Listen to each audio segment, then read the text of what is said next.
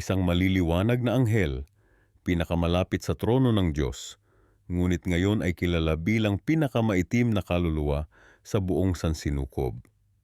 Si Lucifer, ang dating tagadala ng liwanag, ay bumagsak mula sa kanyang maringal na posisyon tungo sa walang hanggang kadiliman. Pero alam mo ba kung bakit talaga siya pinalaya sa langit? Hindi ito simpleng kwento ng pagsuway. Ito ay isang komplikadong trahedya ng kapangyarihan, pagmamataas, at pagtataksil na nagbago sa kapalaran ng sangkatauhan magpakailanman. Bago ang paglikha ng tao, si Lucifer ay pinagpala ng kagandahan at karunungan na hindi masukat. Siya ang pinakamataas sa lahat ng mga anghel, ngunit ang kaluwalhatian at kapangyarihang ito ang naging sanhi ng kaniyang pagbagsak. Ang tunay na dahilan ng kaniyang pagpapalayas ay mas nakakagulat kaysa sa ikinukwento sa atin. Ang kaniyang rebelyon ay hindi lang simpleng hindi pagsunod. Ito ay isang maingat na plano na halos nagtagumpay sa pagbago ng buong kaayusan ng kalangitan. Ang mga detalye ng kaniyang pagbagsak ay tinatago sa mga lumang teksto na hindi karaniwang nababasa. At ang mga implikasyon nito sa ating buhay ngayon ay mas malaki kaysa sa ating naiisip. Isa sa mga pinakakontrobersyal na kwento sa kasaysayan ng langit ay ang pagbagsak ni Lucifer, ang dating pinakamataas na anghel na naging pinakakilalang demonyo sa buong panahon. Marami sa atin ang nakarinig ng kwento, ngunit ilang tao lang ang talagang nakakaunawa kung bakit nangyari ang ganitong trahedya. Bago ang lahat, kailangan nating maintindihan kung sino talaga si Lucifer bago siya naging Satanas. Hindi siya ordinaryong anghel lamang. Si Lucifer ay isang kerubim, isa sa pinakamataas na uri ng mga anghel sa hierarchy ng langit. Ang pangalan niya mismo ay may malalim na kahulugan, tagadala ng liwanag o maningning na bituin sa umaga. Isipin niyo, siya ang pinakamaningning, pinakamaganda, at pinakamatalino sa lahat ng nilikha ni Bathala. Ayon sa mga sinaunang teksto, si Lucifer ay tinawag na anak ng umaga at selyo ng kaganapan. Siya ay puno ng karunungan at perpekto sa kagandahan. Isipin mo, ang isang nilalang na ginawa ng Diyos na halos perpekto sa lahat ng aspeto. Matalino, maganda, makapangyarihan, at may mataas na posisyon sa langit. Siya ay pinagkalooban ng mga instrumentong musikal sa kanyang katawan, at ang bawat bato ng kanyang kasuotan ay mga mamahaling hiyas tulad ng ruby, topaz, diamond, beryl, onyx, jasper, sapphire, at emerald. Lahat ay nakalagay sa ginto. Ngunit ang pinakamahalagang tungkulin ni Lucifer ay ang pagiging tagapagtanggol ng trono. Siya ang pinili para maging pinakamalapit sa Diyos na nagsisilbi bilang tagapagtanggol at tagapaglingkod sa trono ng may kapal. Isipin mo, sa milyon-milyong anghel sa langit, siya ang pinagkatiwalaan ng ganitong responsibilidad. Ganito kalaki ang tiwala ng Diyos sa kanya. Kaya paano nga ba nagsimula ang pagbagsak ni Lucifer? Hindi ito nangyari sa isang iglap. Tulad ng maraming pagkakasala, ito ay unti-unting nagsimula sa isang maliit na binhi ng pagmamataas. Ang problema ay nagsimula sa puso ni Lucifer. Sa kabila ng lahat ng kapangyarihan at kagandahang ibinigay sa kanya, may isang bagay na hindi niya mapigilan, ang pagtingin sa sarili niya. Sa bawat paglingon niya sa kanyang sariling kagandahan at katalinuhan, unti-unting tumanim sa kanyang isipan ang ideya na siya ay karapat-dapat sa higit pa. Ayon sa mga sinaunang teksto, isang araw, habang naglilingkod si Lucifer sa trono ng Diyos, isang mapanganib na pag-iisip ang pumasok sa kanyang isipan. Bakit ako naglilingkod? Hindi ba't ako rin ay karapat-dapat na paglingkuran? Ang ideya ay parang maliit na buto na unti-unting tumubo sa kanyang puso. Hindi niya ito agad pinansin, ngunit hindi rin niya ito tinanggihan. Sa bawat araw na lumipas, habang nakikita niya ang Diyos na sinasamba ng ibang mga anghel, ang pag-iisip na ito ay lumago ng lumago. Bakit hindi ako? Ano ba ang kulang sa akin? Hindi ba't ako ay perpekto sa kagandahan at karunungan? Ang pagmamataas ay isang nakamamanghang bagay. Hindi ito dumarating ng biglaan. Ito ay dumadating ng dahan-dahan, unti-unting kinakain ang iyong pag-iisip hanggang sa hindi mo na makilala ang iyong sarili. Ganito ang nangyari kay Lucifer. Ayon sa mga sinaunang teksto, lalo na sa Isaiah 14:13-14, sinabi ni Lucifer sa kanyang puso, "Aakyat ako sa langit, itataas ko ang aking trono sa itaas ng mga bituin ng Diyos. Uupo ako sa bundok ng kapulungan, sa pinakamataas na bahagi ng bundok sa hilaga. Aakyat ako sa itaas ng mga ulap, magiging katulad ako ng kataas-taasan." Pansinin ang 5 ako sa pahayag na yan. 5 beses na ipinakita ni Lucifer ang kanyang pagmamataas at pagnanais na maging katulad ng Diyos. Hindi niya gusto na maging Diyos lamang. Gusto niyang palitan ang Diyos. Ngunit paano niya naisip na kaya niyang gawin ito? Paano niya nakuhang hamunin ang may kapal mismo? Ang sagot ay matatagpuan sa kanyang napakataas na posisyon. Dahil siya ang pinakamataas na anghel, wala siyang nakikitang ibang modelo maliban sa Diyos mismo. At sa halip na maging mapagpasalamat sa kanyang posisyon, naging inggit siya sa nag-iisang posisyong mas mataas pa sa kanya. Hindi natin dapat maliitin ang kapangyarihan ng pagmamataas. Ito ang naging dahilan ng pagbagsak ni Lucifer. At ito rin ang nagdudulot ng pagbagsak sa marami sa atin. Kapag tayo ay nagsimulang isipin na tayo ay mas mabuti, mas matalino, o mas karapat dapat kaysa sa iba, tayo rin ay nagsisimulang tumahak sa landas na tinahak ni Lucifer. Ang mas nakakagulat pa, hindi siya kumilos mag-isa. Si Lucifer, sa kanyang karunungan at karisma, ay nakumbinsi ang ikatlong bahagi ng mga anghel sa langit na sumama sa kanyang rebellion. Isipin mo iyon, 1/3 ng populasyon ng langit ay napaniwala niya na mas mabuting sumunod sa kanya kaysa sa Diyos. Paano niya nagawa ito? Malamang, ginamit niya ang kanyang katalinuhan at karisma para ipakita sa kanila ang isang alternatibong pananaw, isang langit kung saan hindi lamang ang Diyos ang sinasamba, kundi pati na rin siya. Isang langit kung saan may demokrasya sa halip na isang absolutong monarkiya ng Diyos. Ito ay isang mapanganib na ideya na naging kaakit-akit sa maraming anghel. Ngunit sa huli, ito ay isang huwad na pangako. Dahil ang tunay na layunin ni Lucifer ay hindi ang magbigay ng kalayaan sa mga anghel, kundi ang mapalitan ang Diyos bilang sentro ng pagsamba. Ang rebellion ni Lucifer ay hindi lamang tungkol sa kapangyarihan. Ito ay tungkol sa pagsamba. Gusto niyang siya ang sambahin, hindi ang Diyos. At ito ang pinakamalaking kasalanan na maaaring gawin ng sinumang nilalang.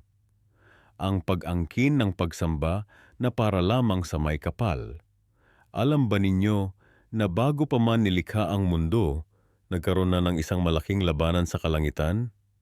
Isang labanan na hindi lamang nagbago sa kasaysayan ng langit, kundi nagtakda rin ng landas para sa sangkatauhan. Ito ang kwento ni Lucifer, ang dating pinakamataas na anghel na nagbago at naging pinakakilalang halimbawa ng pagmamataas at pagsuway.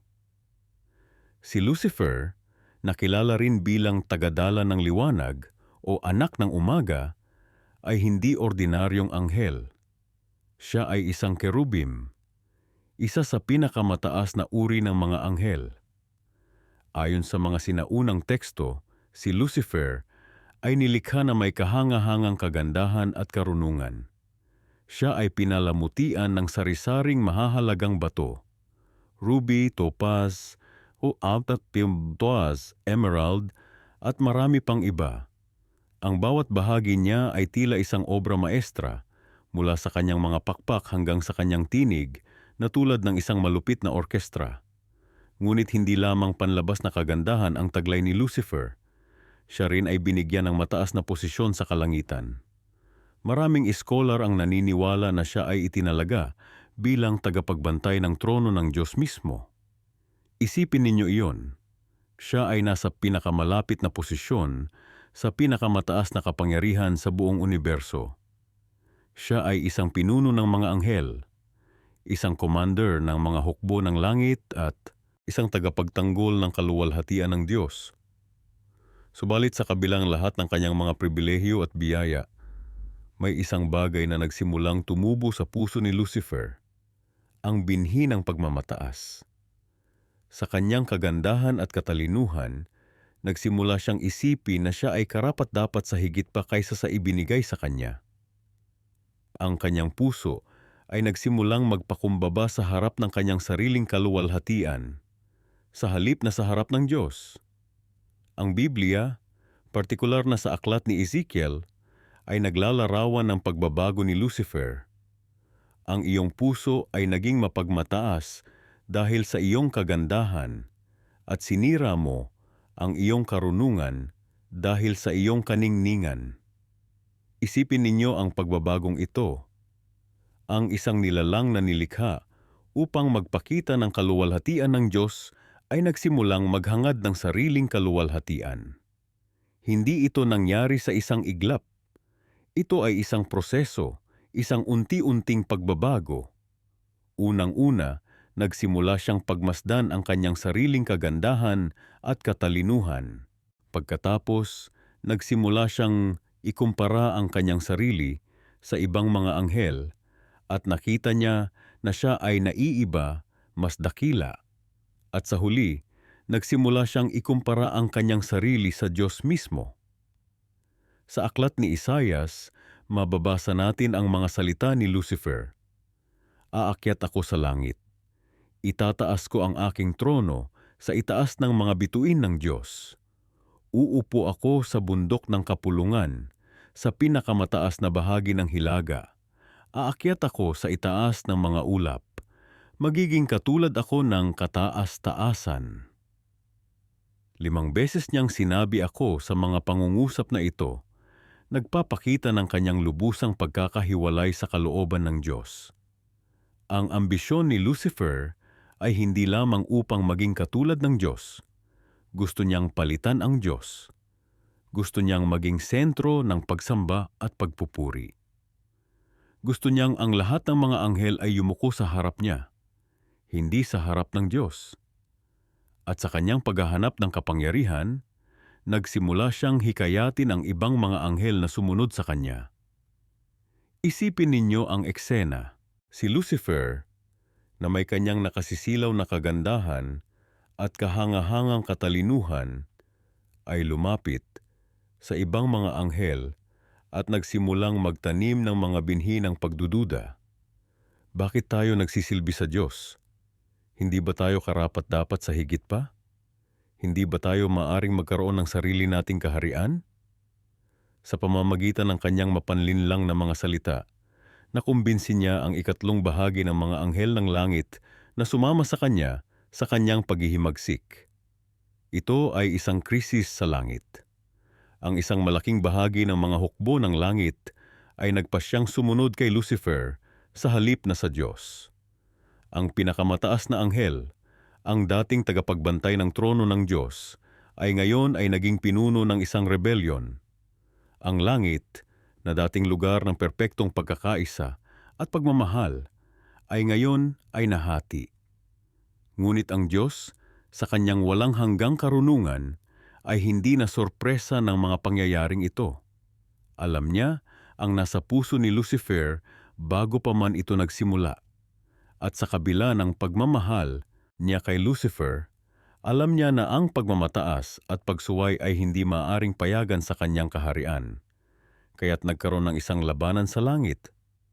Si Miguel, ang arkanghel, kasama ang mga anghel na nanatiling tapat sa Diyos, ay nakipaglaban kay Lucifer at sa kanyang mga tagasunod. Hindi ito isang pisikal na labanan tulad ng nakikita natin sa mga pelikula, kundi isang espiritual na labanan ng mga kalooban at katapatan. At sa huli, si Lucifer at ang kanyang mga tagasunod ay natalo. Ang Biblia ay nagsasabi, "At may digmaan sa langit, si Miguel at ang kanyang mga anghel ay nakipaglaban sa dragon, at ang dragon at ang kanyang mga anghel ay lumaban, ngunit hindi sila nanalo, ni natagpuan pa ang kanilang lugar sa langit. At ang malaking dragon ay itinapon, ang matandang ahas, na tinatawag na Diablo at Satanas, na dumaya sa buong mundo. Siya ay itinapon sa lupa, at ang kanyang mga anghel ay itinapon kasama niya." Si Lucifer, ang dating tagadala ng liwanag, ay naging Satanas, ang kaaway. Ang dating pinakamataas na anghel ay naging pinuno ng kadiliman. Ang dating tagapagbantay ng trono ng Diyos ay naging kaaway ng Diyos. Ito ang pinakadakilang pagbagsak sa kasaysayan ng universo. Ngunit bakit ganito ang nangyari? Bakit pinalaya si Lucifer sa langit? Ang sagot ay simpleng ngunit malalim. Dahil sa pagmamataas at pagsuway.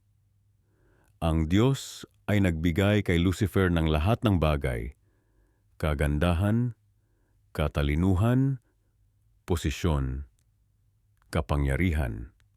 Ngunit sa halip na gamitin ang mga biyayang ito upang parangalan ang Diyos, ginamit niya ang mga ito upang parangalan ang kanyang sarili. Sa halip na magpasalamat, naging mapagmataas siya. Sa halip na maglingkod, naging rebelde siya. Ngayon titingnan natin ang isa sa pinakamadramatikong pangyayari sa kasaysayan ng langit, ang pagbagsak ni Lucifer mula sa kanyang matayog na posisyon bilang isa sa mga pinakamataas na anghel ng Diyos tungo sa kanyang bagong katauhan bilang Satanas, ang kaaway ng sangkatauhan. Ang kwento ni Lucifer ay isang matinding babala tungkol sa kapangyarihan ng pagmamataas at pagkamakasarili. Bago ang kanyang pagbagsak, si Lucifer ang morning star, ang pinakamatalinong anghel na nilikha ng Diyos. Isipin mo, ang isang nilalang na puno ng karunungan, perpekto sa kagandahan, at nababalutan ng bawat uri ng mahahalagang bato, isang nilalang na ginawa upang maging malapit sa trono ng Diyos. Subalit, may nangyaring pagbabago sa kalooban ni Lucifer. Sa kanyang kagandahan at katalinuhan, nagsimula siyang tingnan ang sarili hindi bilang matalinong nilikha, kundi bilang isang dapat maging katulad ng Diyos. Ang kapangyarihan at posisyon na ipinagkatiwala sa kanya ay naging sanhi ng kanyang pagkahulog. Ayon sa mga sinaunang teksto, lalo na sa Ezekiel 28 at Isaiah 14, sinabi ni Lucifer sa kanyang puso, "Aakyat ako sa langit, itataas ko ang aking trono sa ibabaw ng mga bituin ng Diyos. Magiging katulad ako ng kataas-taasan." 5 beses niyang sinabi, "Ako ay," na nagpapakita ng kanyang matinding pagkamakasarili at pagnanais na agawin ang posisyon ng Diyos. Ang katotohanan ay hindi lamang ito simpleng paghihimagsik. Ito ay isang maingat na plano. Ginamit ni Lucifer ang kanyang impluensya at katalinuhan para hikayatin ang ikatlong bahagi ng mga anghel na sumama sa kanyang rebelyon. Isipin mo ang kapangyarihan ng kanyang mga salita at pangako para makumbinsi ang napakaraming anghel na tumalikod sa Diyos. Ang kanyang estratehiya ay nakabatay sa pagdududa sa katangian ng Diyos. Itinanim niya sa isipan ng mga anghel na ang Diyos ay hindi makatarungan, na may mga batas na pumipigil sa kanilang tunay na potensyal. Sinabi niya sa kanila na sa ilalim ng kanyang pamumuno, magkakaroon sila ng mas malaking kalayaan, kapangyarihan at posisyon. Ngunit ang katotohanan ay hindi nagtatagal na maitago. Ang rebelyon ni Lucifer ay nagdulot ng digmaan sa langit. Si Arkanghel Miguel at ang kanyang mga hukbo ay lumaban sa dragon at sa mga anghel nito. Isipin mo ang lakas ng labanan na ito. Hindi ito pisikal na digmaan tulad ng nakikita natin sa mundo, kundi isang kosmikong labanan ng katotohanan laban sa kasinungalingan, ng katapatan laban sa paghihimagsik. Ang resulta ay malinaw. Si Lucifer at ang kanyang mga tagasunod ay natalo at itinapon mula sa langit. Ang dating morning star ay naging Satanas, ang kaaway. Ang dating tagapaglingkod ng Diyos ay naging kaaway ng Diyos at ng sangkatauhan. Ngunit ang kwentong ito ay hindi lamang tungkol sa pagbagsak. Ito ay tungkol din sa mga kahihinatnan ng pagpili ng sarili sa halip na ang Diyos. Si Lucifer, na dating puno ng kagandahan at karunungan, ay naging nilalang na puno ng galit at pagkapuot. Ang kanyang hangarin na maghari ay naging hangarin na wasakin ang lahat ng nilikha ng Diyos, lalo na ang sangkatauhan na nilikha sa wangis ng Diyos. Ang kanyang pagbagsak ay nagpapakita ng isang mahalagang prinsipyo. Ang kapangyarihan, katalinuhan, at kagandahan ay mga regalo, hindi karapatan. Kapag ginamit ang mga ito para sa sariling kalongkaluwalhatian at hindi para sa layunin ng nagbigay, ang mga ito ay maaring maging sanhi ng ating pagkahulog. Sa ating panahon ngayon, nakikita natin ang maraming Lucifer sa ating lipunan. Mga taong ginagamit ang kanilang posisyon, kapangyarihan, at impluwensya para sa sariling kapakinabangan na nakakalimot na ang tunay na kadakilaan ay nakasalalay sa paglilingkod at pagpapapakumbaba.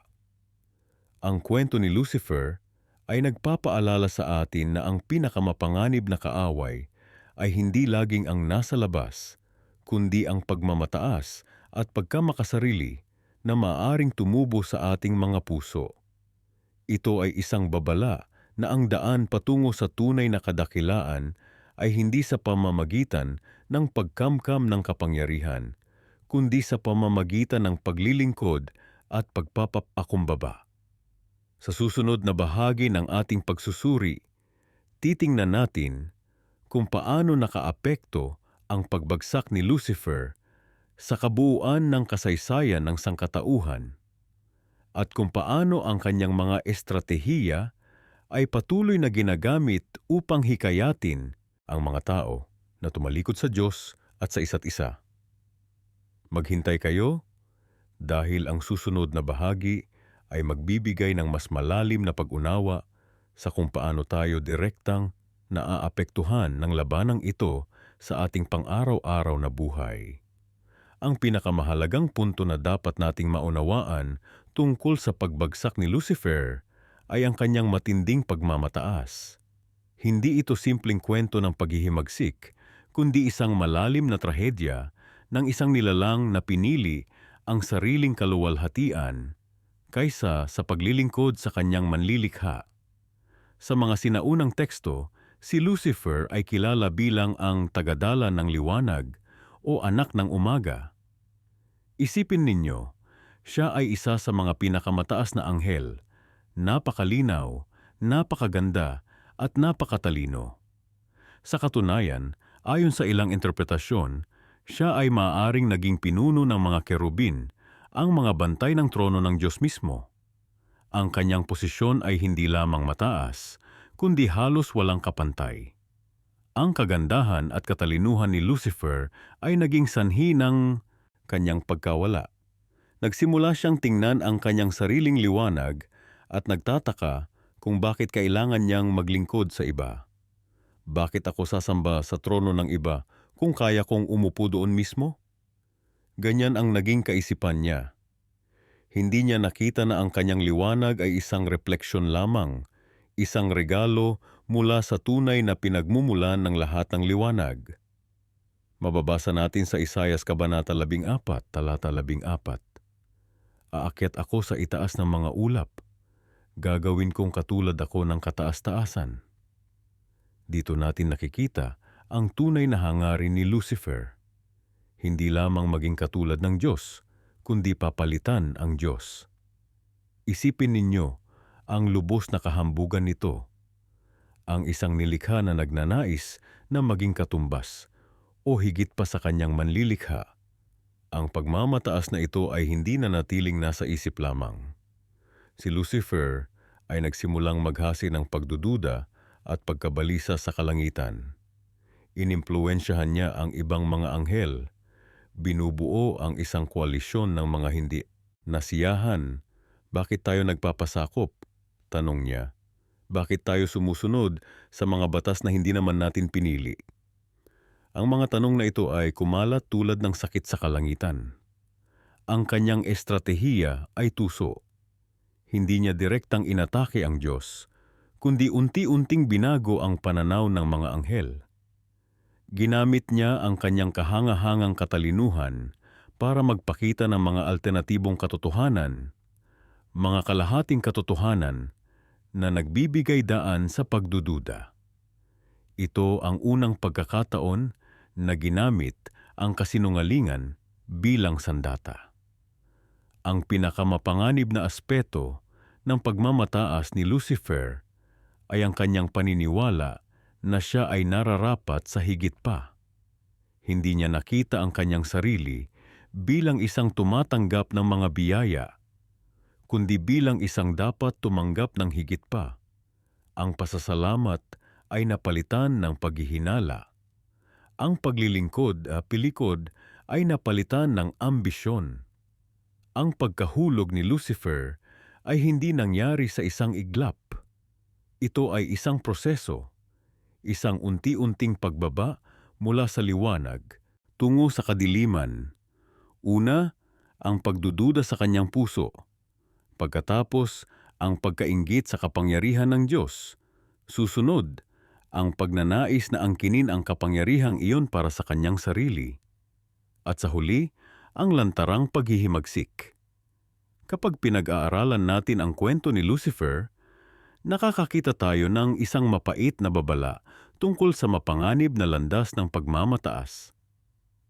Ang kanyang pagbagsak ay nagpapaalala sa atin na kahit ang pinakamatalinong nilalang ay maaaring mahulog kapag nagsimula silang maniwala sa kanilang sariling kadakilaan ng higit sa katotohanan.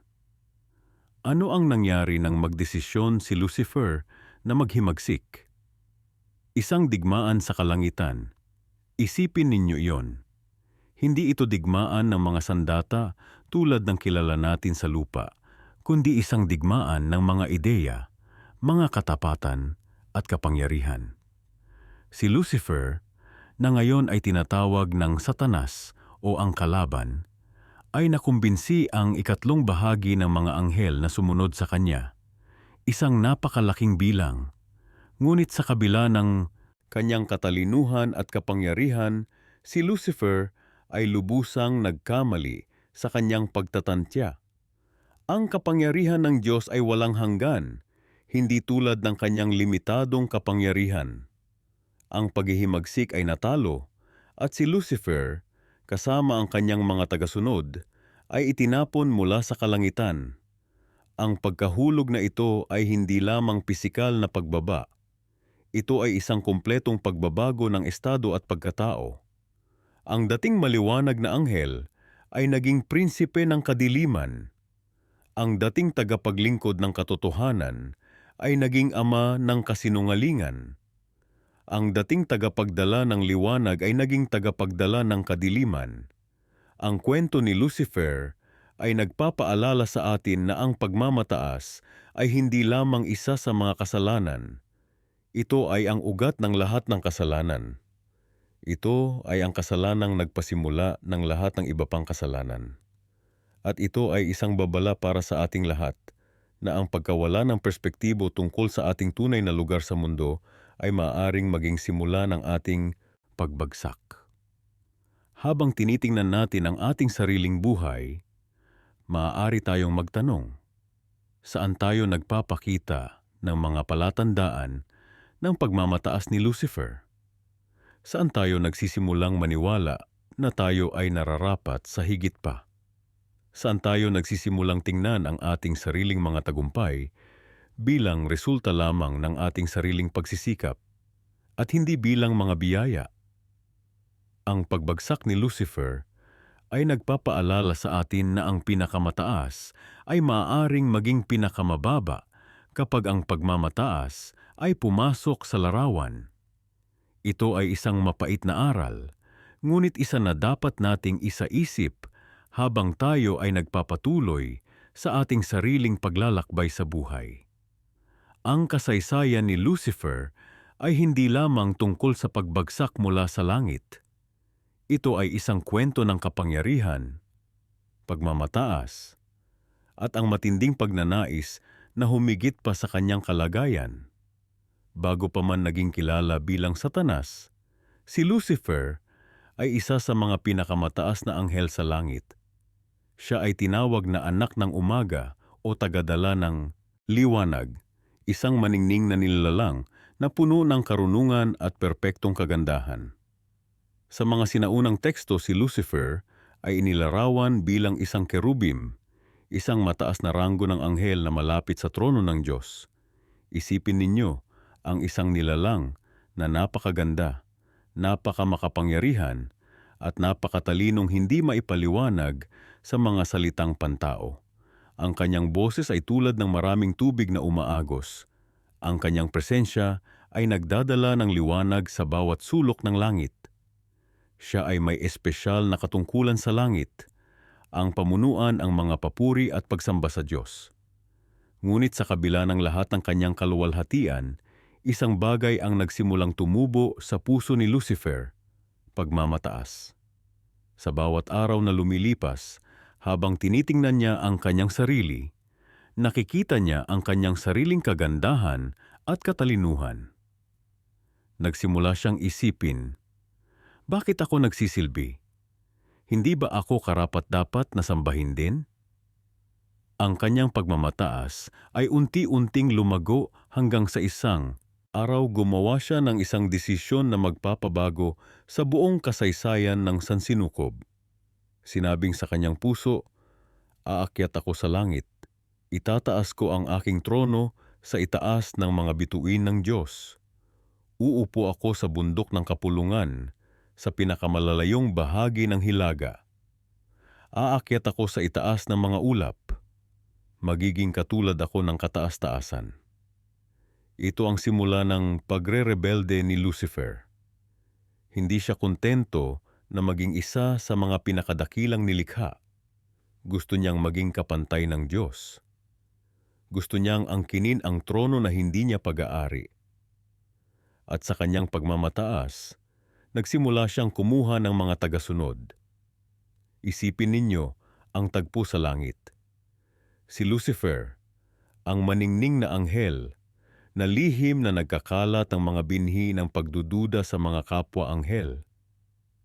Bakit tayo nagsisilbi? Hindi ba tayo karapat-dapat sa higit pa?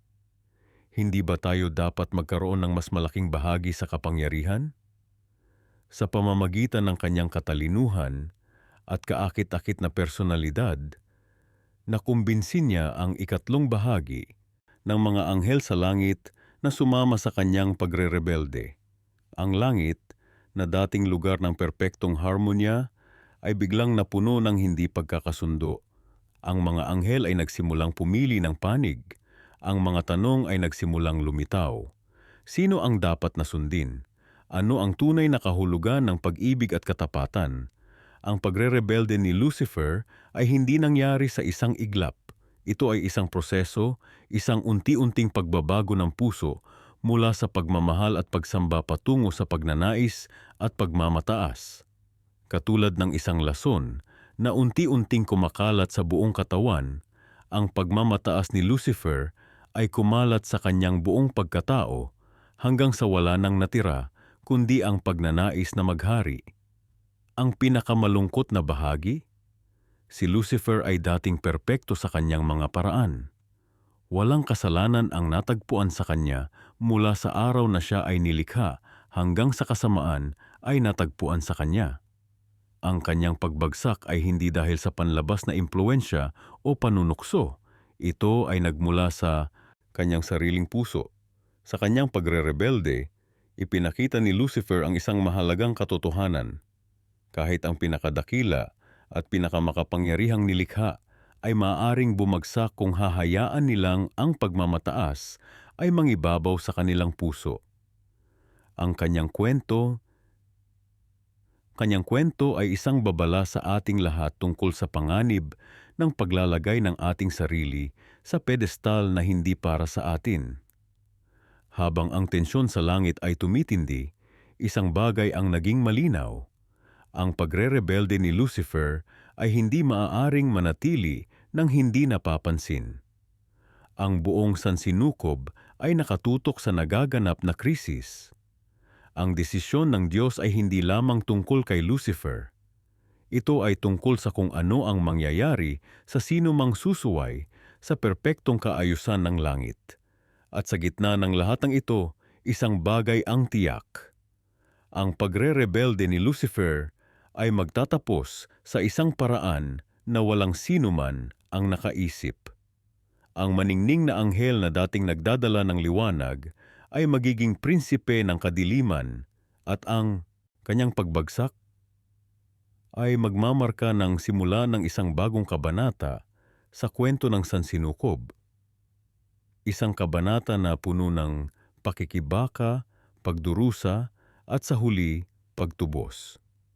Ang kwento ng pagbagsak ni Lucifer mula sa langit ay isa sa mga pinakamapanganib at pinakamalalim na kwento sa kasaysayan ng espiritual na mundo. Marami sa atin ang nakarinig ng mga simpleng bersyon nito, ang magandang anghel na naging masama at itinapon sa impyerno. Pero ang katotohanan ay mas komplikado at mas nakakabahala kaysa sa inaakala natin. Sa simula, si Lucifer ay hindi lang isang ordinaryong anghel. Siya ay tinawag na tagadala ng liwanag o anak ng umaga, ang pinakamataas at pinakamalapit sa Diyos. Isipin ninyo, ang pinakamatalinong nilalang, puno ng karunungan at perpektong kagandahan, pinaligiran ng kaluwalhatian ng Diyos araw-araw. Ang kanyang katayuan ay hindi maihahambing sa ibang anghel. Siya ang pinuno ng mga kerubin, ang tagapagtanggol ng trono ng Diyos, at ang pinakamahusay na musikero sa langit. Ang mga sinaunang teksto ay nagsasabi na si Lucifer ay may 9 na bato ng mamahaling hiyas na nakalagay sa kanyang baluti. Bawat isa ay kumakatawan sa isang aspeto ng kanyang perpektong pagkakagawa. Ang kanyang mga pakpak ay ginto at kumikinang sa liwanag ng Diyos. Isipin mo ang isang nilalang na ang kagandahan ay halos hindi kayang tingnan ng mga mata, isang nilalang na nagdadala ng liwanag saan man siya pumunta. Pero dito nagsisimula ang trahedya.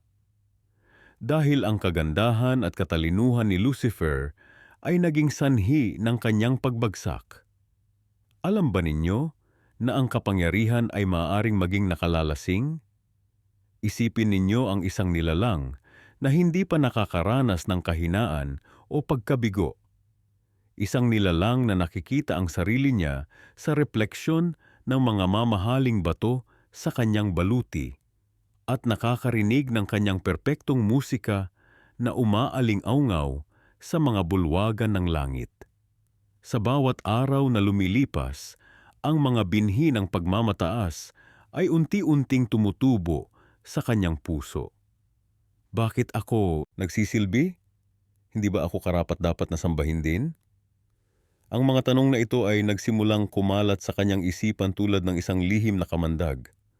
At habang lumalaki ang kanyang pagmamataas, unti-unting nagbabago ang kanyang liwanag.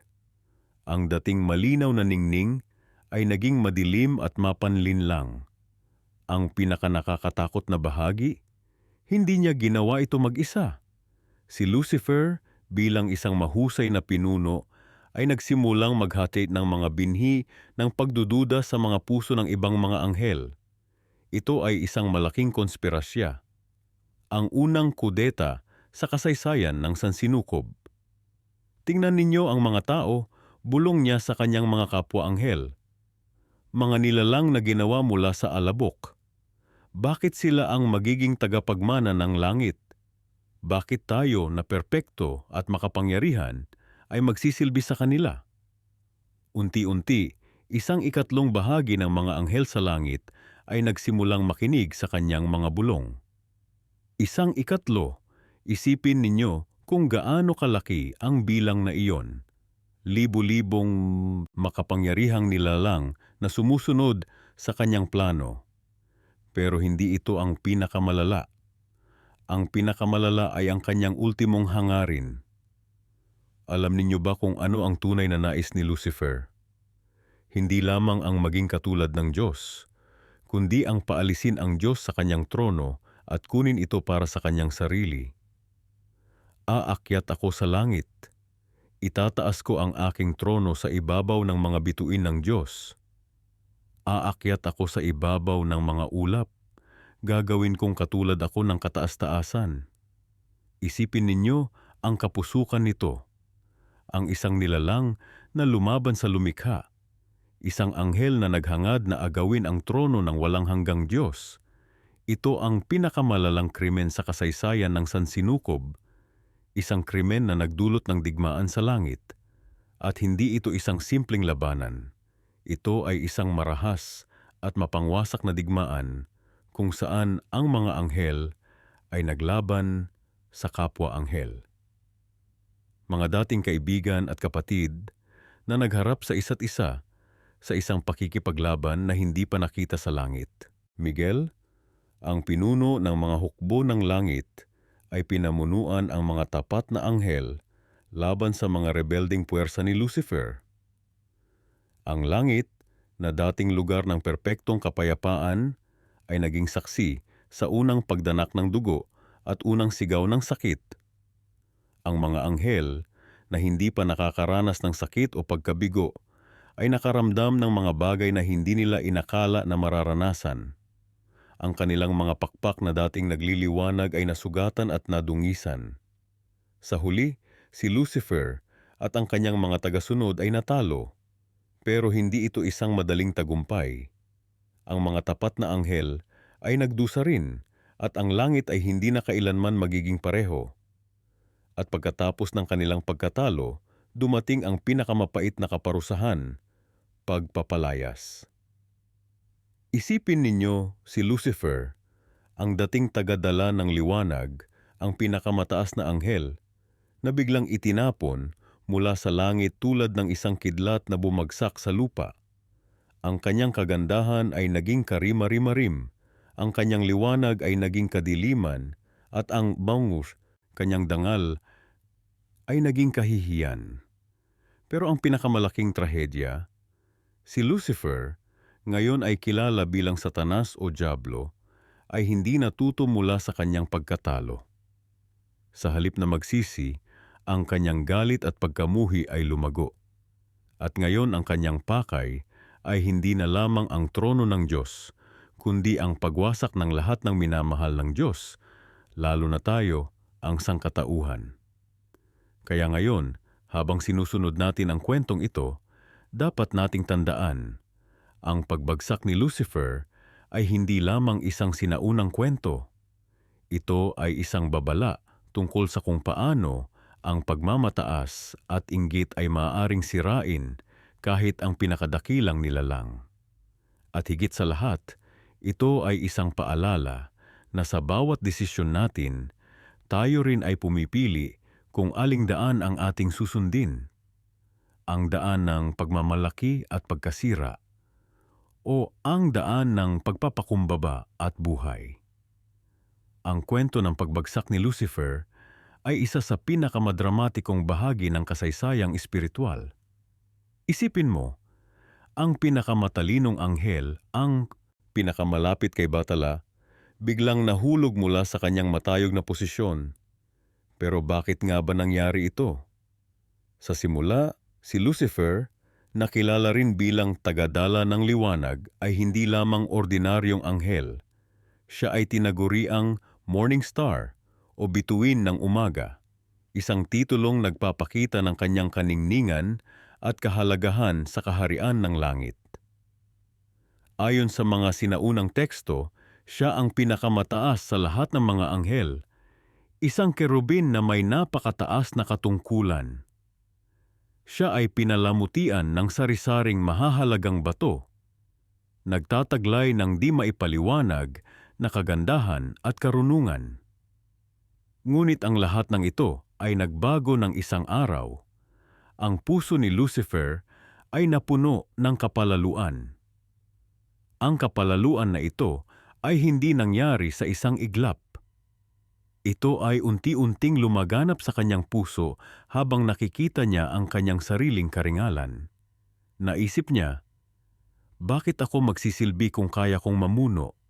Bakit ako susunod kung kaya kong magdikta? Sa bawat araw na lumipas, ang mga ideyang ito ay naging mas malalim at mas malalim hanggang sa maging obsession. Isipin mo ang isang tao na nabigyan ng lahat. Talino, kagandahan, kapangyarihan, at sa halip na maging mapagpasalamat, siya ay naging sakim at mapagmataas.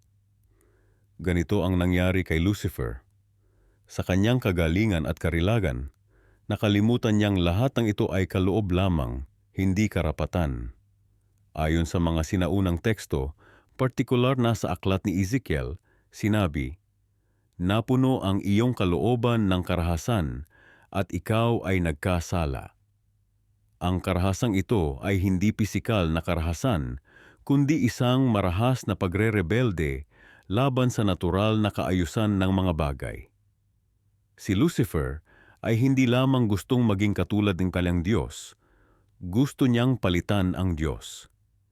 Isipin ang isang general na hindi lamang gustong magkaroon ng kapangyarihan ng hari, kundi gustong patalsikin ang hari at kunin ang trono. Ito ang ginawa ni Lucifer. Hindi siya kontento sa pagiging pangalawa sa kapangyarihan. Gusto niya ang pinakamataas na posisyon. Ngunit, hindi ito ang pinakamalalang bahagi ng kanyang pagbagsak. Ang mas malala ay ang kanyang kakayahang kumbinsihin ang iba. Sinasabing, ikatlong bahagi ng mga anghel sa langit ay sumama sa kanyang rebelyon. Isipin mo iyon. Ikatlong bahagi ng lahat ng makalangit na nilalang ay napaniwala niya sa kanyang plano. Paano niya nagawa ito? Sa pamamagitan ng kanyang katalinuhan at karisma. Si Lucifer ay gumamit ng mga salitang mapanlinlang upang ipakita na ang kanyang pagre-rebelde ay para sa ikabubuti ng lahat.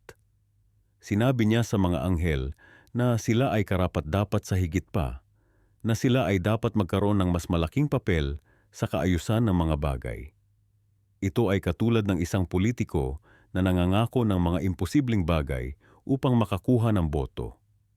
Alam niyang hindi niya kayang tuparin ang kanyang mga pangako, ngunit ginagamit niya ang mga ito upang makakuha ng suporta. Ang resulta? Isang digmaang sibil sa langit. Ang mga anghel na loyal sa Diyos sa pamumuno ni Miguel ay nakipaglaban sa mga rebeldeng anghel sa pamumuno ni Lucifer. Ito ay isang labanan hindi lamang ng pisikal na lakas, kundi ng mga ideolohiya at paniniwala. Sa huli, si Lucifer at ang kanyang mga tagasunod ay natalo. Sila ay itinapon mula sa langit, nahulog tulad ng kidlat patungo sa lupa. Ang dating tagadala ng liwanag ay naging prinsipe ng kadiliman. Ang dating kerubin ay naging demonyo. Ngunit bakit kailangang palayasin si Lucifer? Hindi ba maaring patawarin siya ng Diyos? Hindi ba't ang Diyos ay mapagmahal at maawain? Ang sagot ay matatagpuan sa konsepto ng katarungan at pagpili. Ang Diyos ay hindi lamang mapagmahal, siya rin ay makatarungan. At sa kanyang katarungan hindi niya maaring balewalain ang malinaw na pagre-rebelde. Bukod dito, si Lucifer ay gumawa ng isang malinaw na pagpili. Hindi siya nagkamali o nadulas. Siya ay sadyang tumalikod sa Diyos.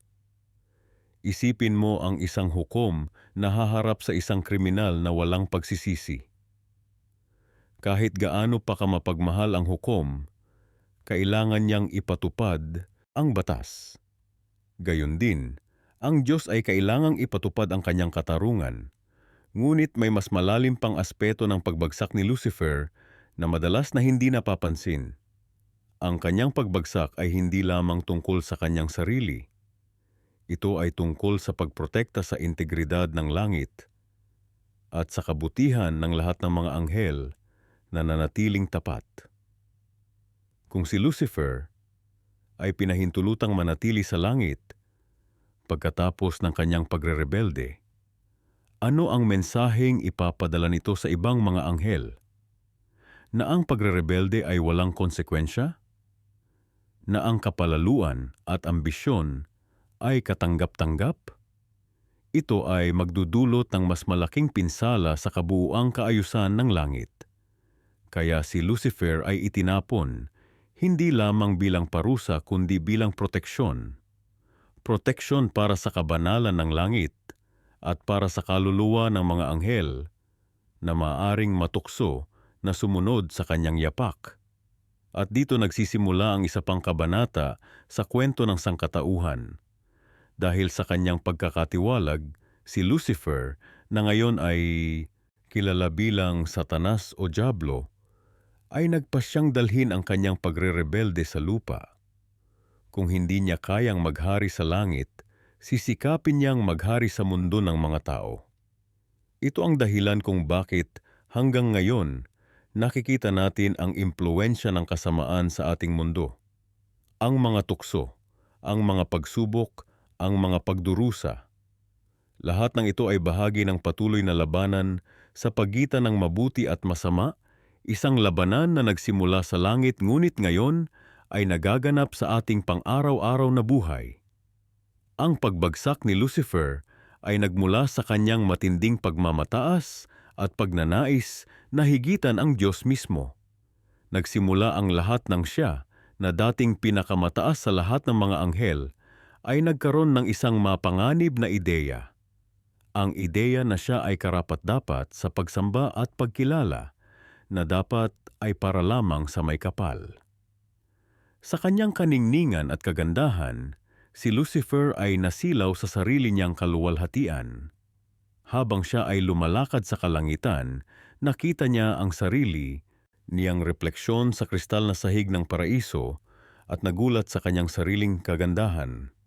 Ang bawat hakbang niya ay tila nagbibigay liwanag sa buong kalangitan at sa bawat paglipad ng kanyang pakpak, mga bituin ang tila lumalabas. Ang kanyang boses ay tulad ng isang malumanay na musika na humihigit pa sa awit ng ibang mga anghel. Ngunit sa likod ng kanyang kaningningan ay isang lumalaking kadiliman.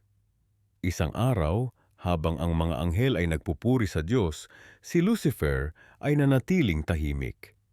Hindi niya maintindihan kung bakit ang lahat ng papuri ay dapat mapunta sa Diyos lamang, samantalang siya, ang pinakamatalinong nilalang, ay karapat-dapat din ng gayong pagsamba.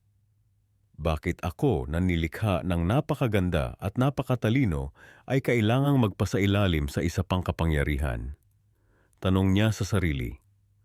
Unti-unti, ang kanyang pagdududa ay naging pagkainggit at ang kanyang pagkainggit ay naging matinding galit. Nagsimula siyang maghasik ng mga binhi ng pagdududa sa mga kapwa-anghel.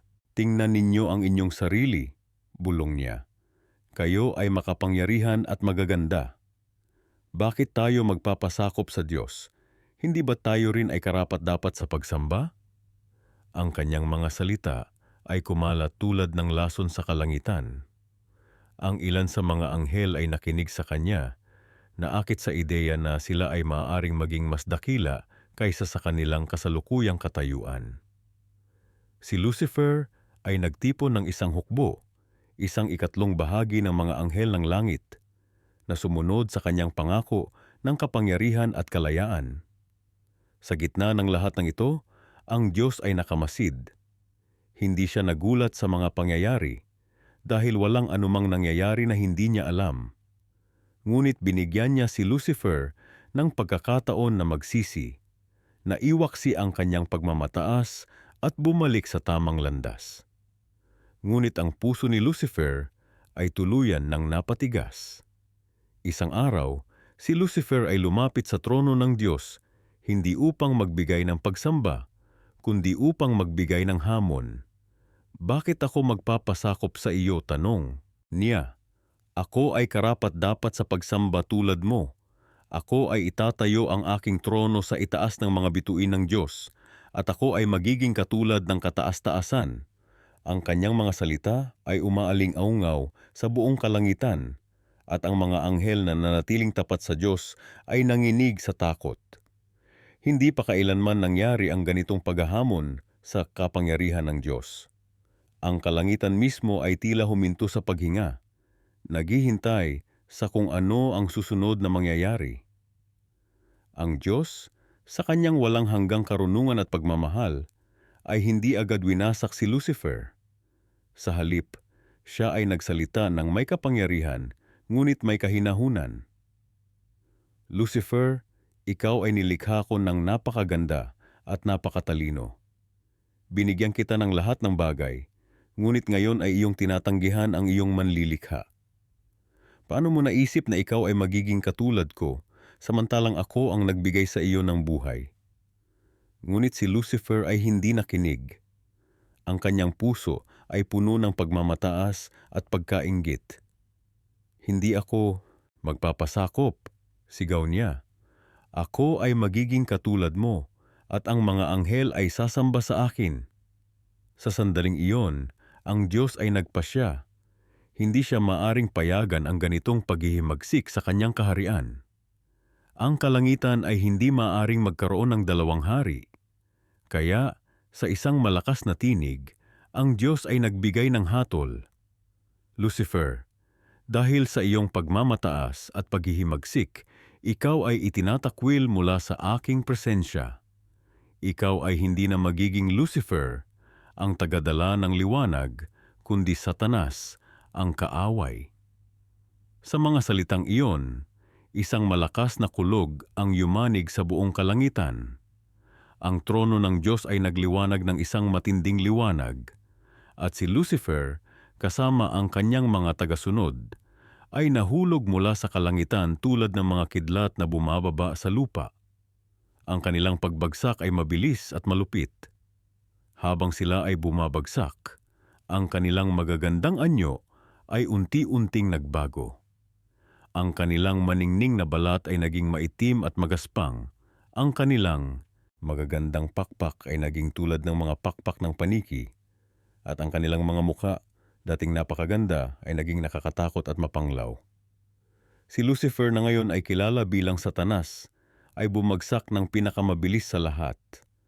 Habang siya ay bumabagsak, nakita niya ang kanyang dating kaharian na lumalayo sa kanya, at ang galit niya ay lalong tumindi.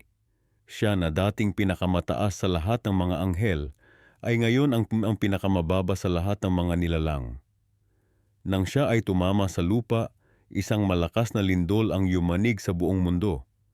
Ang lupa mismo ay tila umiyak sa sakit habang tinatanggap ang dating anghel na ngayon ay naging demonyo. Si Satanas ay tumayo mula sa kanyang pagkahulog, puno ng galit at pagkamuhi. Tumingin siya sa kalangitan at sumigaw niya, "Ako ay maghihiganti. Kung hindi ako maaaring maghari sa langit, ako ay maghahari sa lupa. Kung hindi ako maaaring sirain ang Diyos, sisirain ko ang kanyang pinakamamahal na nilikha, ang tao." At sa gayon nagsimula ang walang hanggang labanan sa pagitan ng mabuti at masama. Isang labanan na nagmula sa pagmamataas ng isang anghel na nagnanais na maging katulad ng Diyos. Ang kwentong ito ay nagpapaalala sa atin na ang pagmamataas ay maaaring humantong sa pagbagsak, at na ang tunay na kadakilaan ay hindi nagmumula sa sarili kundi sa pagkilala sa kapangyarihan at kabutihan ng Diyos.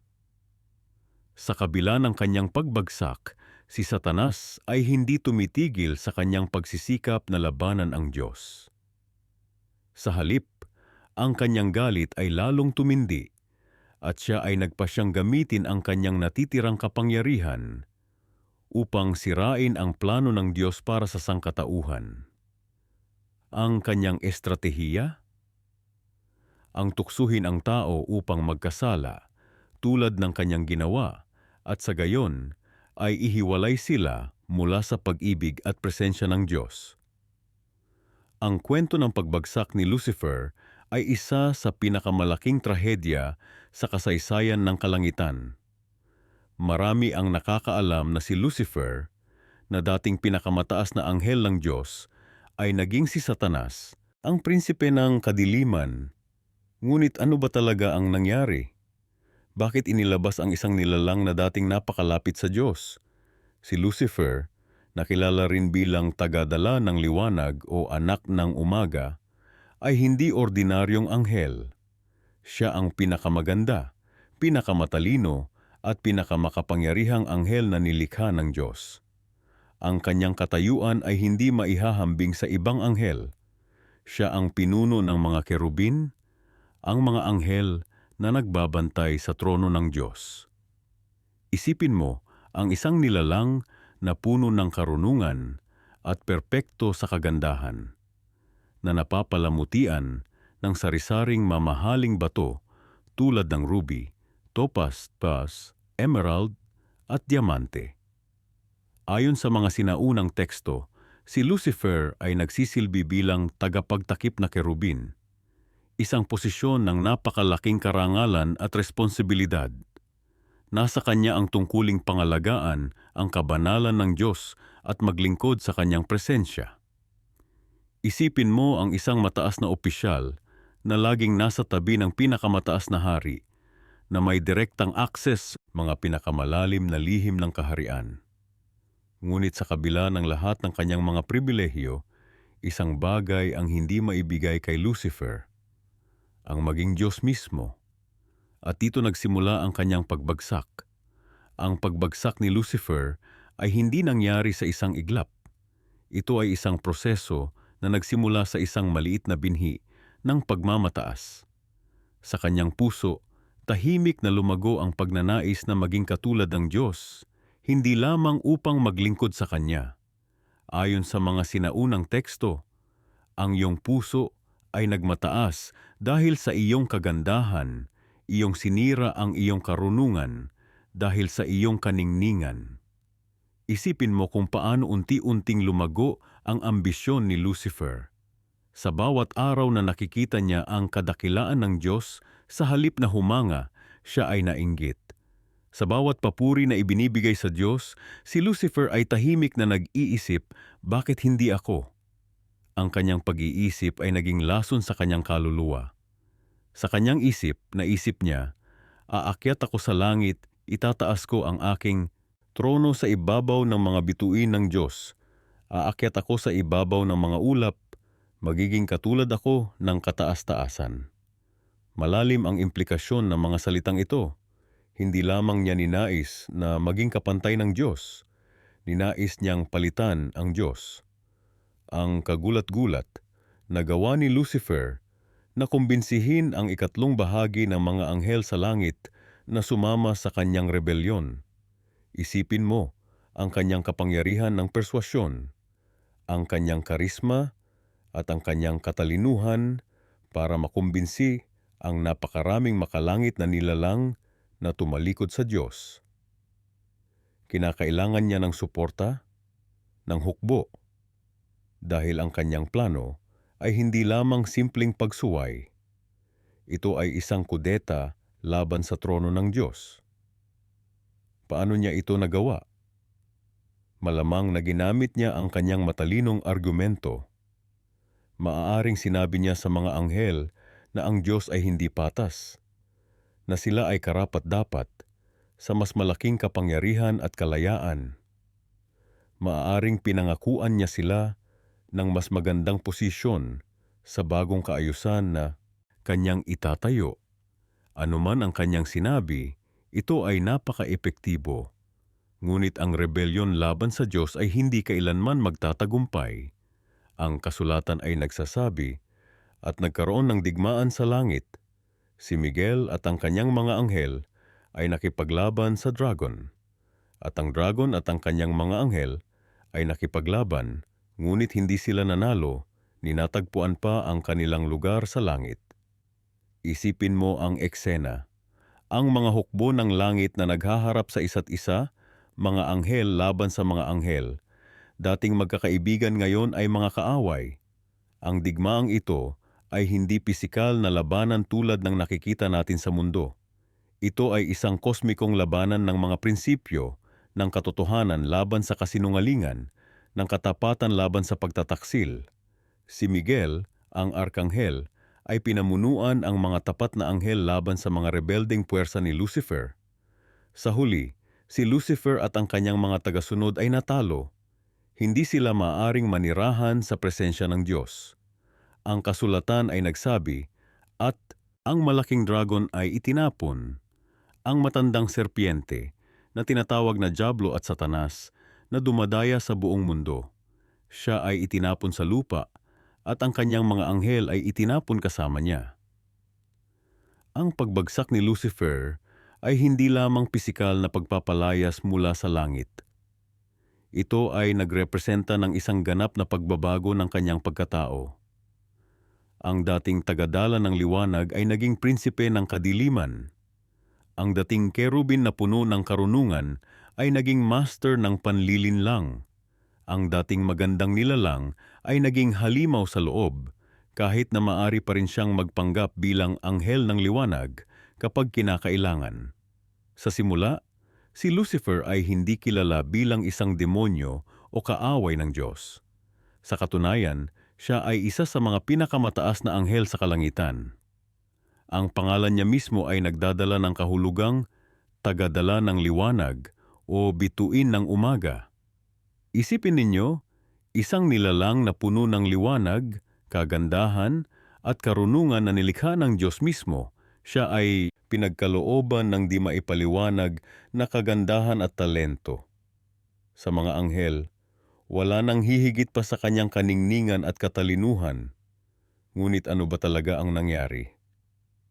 Anayari, bakit ang isang anghel na ganito kaganda at katangi-tangi ay naging simbolo ng kasamaan? Ang kwento ay mas malalim at mas komplikado kaysa sa inaakala ng karamihan. Ayon sa mga sinaunang teksto, si Lucifer ay hindi lamang isang ordinaryong anghel. Siya ay isang kerubin, isang miyembro ng pinakamataas na antas ng mga anghel. Inilalarawan siya bilang isang nilalang na puno ng karunungan at perpekto sa kagandahan. Talagang espesyal siya sa mga mata ng Diyos. Isipin mo, ikaw ay nilikha na may gayong kadakilaan, na may gayong kapangyarihan at posisyon. Hindi ba't magiging madali para sa sino man na maging mapagmalaki? At yun nga ang nangyari. Sa kabila ng lahat ng kanyang kagandahan at kakayahan, may isang bagay na hindi mapigilan ni Lucifer, ang kanyang pagmamataas. Unti-unti, ang kanyang puso ay napuno ng pagmamalaki at pagkainggit. Hindi niya matanggap na ang lahat ng papuri at pagsamba ay dapat mapunta sa Diyos at hindi sa kanya. Ang kanyang pagmamataas ay naging lubos nang siya ay nagpasya na ilagay ang kanyang trono sa itaas ng mga bituin ng Diyos. Inisip niya sa kanyang sarili, aakyat ako sa langit, itataas ko ang aking trono sa itaas ng mga bituin ng Diyos. Ito ay isang direktang hamon sa awtoridad at kapangyarihan ng Diyos. Isipin ninyo ang kalapastanganan nito. Isang nilikha na naghahangad na maging katumbas o higit pa sa kanyang manlilikha. Hindi ito simpleng paghihimagsik. Ito ay isang malalim na pagbabago ng puso, isang pagpili na talikuran ang layunin kung bakit siya nilikha, upang maglingkod at sumamba sa Diyos.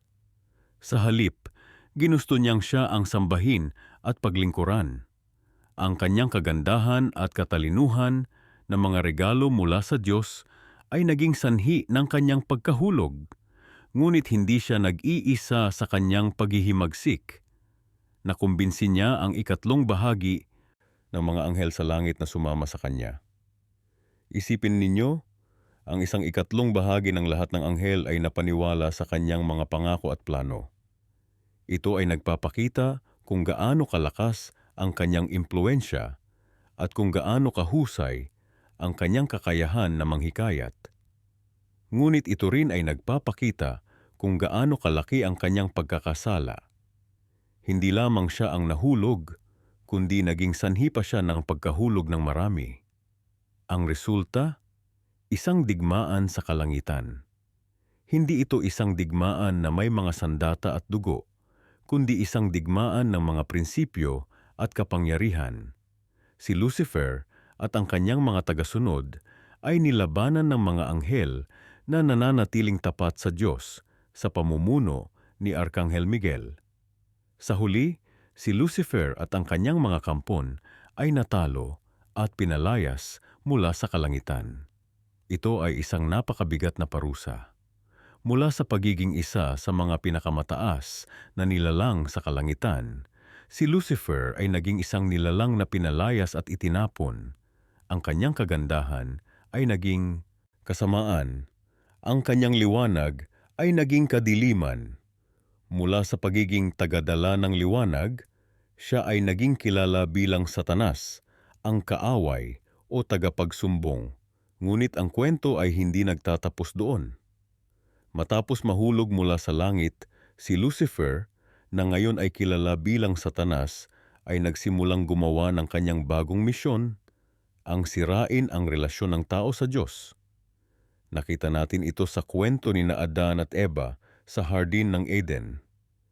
Ginawa niya ang lahat upang tuksuhin sila at akayin palayo sa Diyos, at sa kasamaang palad, nagtagumpay siya. Mula noon, ang labanan ay nagpapatuloy. Si Satanas, na dating si Lucifer, ay patuloy na gumagawa ng paraan upang ilayo ang matong mga tao mula sa Diyos. Siya ay gumagamit ng mga panlilinlang, tukso, at kasinungalingan upang akayin ang mga tao sa kasalanan at pagkawasak. Ngunit may pag-asa. Bagamat si Lucifer ay nahulog at naging Satanas, ang Diyos ay may plano ng kaligtasan para sa sangkatauhan. Sa pamamagitan ni Hesukristo, tayo ay maaaring maligtas mula sa kapangyarihan ni Satanas at makabalik sa piling ng Diyos. Ang kwento ni Lucifer ay nagsisilbing paalala sa atin ng mga panganib ng pagmamataas at pagmamalaki. Ito rin ay nagpapakita sa atin kung paano ang isang maling desisyon ay maaaring magkaroon ng malaking epekto hindi lamang sa ating sarili, kundi pati na rin sa mga nasa paligid natin. Kung nagustuhan mo ang video na ito, huwag kalimutang mag-like at i-share sa iyong mga kaibigan at pamilya. Makakatulong ito upang mas marami pang tao ang matuto tungkol sa malalim na kwentong ito. Salamat sa panonood!